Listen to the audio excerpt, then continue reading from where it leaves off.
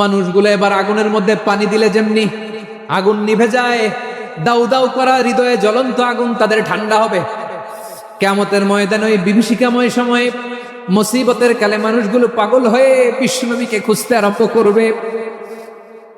সবাই মিলে বিশ্বনবীর কাছে যেয়ে বলবে, ইয়া রাহমাতাল লিল আলামিন, ইয়া খাতামান নবীন, রাহমাতাল লিল আলামিন। দেখেন আমাদের কি অবস্থা, কি কঠিন বিপদে আমরা আছি, দাঁড়াতে পারি না, সূর্যের আলোতে ঘেমে হয়রান। আজকে কেউ সুপারিশ করতে পারবে না। সব নবীরা অপারগতা স্বীকার করেছে, তারা বলেছে আপনি ছাড়া কেউ নাকি আল্লাহর সামনে দাঁড়াতে পারবেন না, আপনি একটু সুপারিশ করেন।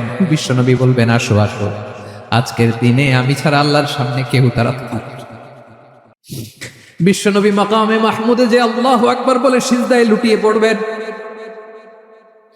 আল্লাহ রাব্বুল আলামিন বিশ্বনবীকে এমন কিছু চমৎকার শব্দ শিখাবেন, ওই শব্দগুলো দিয়ে আল্লাহর প্রশংসা করে বিশ্বনবী কাঁদতে আরম্ভ করবেন। বিশ্বনবী এমন ভাবে অঝোর দ্বারায় সিজদায় লুটিয়ে পড়ে কাঁদবেন, রব্বুল আলামিনের রহমতের দরিয়ায় জোশ লেগে যাবে। রব্বুল আলামিন এই দৃশ্য থেকে সহ্য করতে পারবেন না। রব্বুল আলামিন বলবেন, ইয়া মুহাম্মদ ইরফা রাসাক,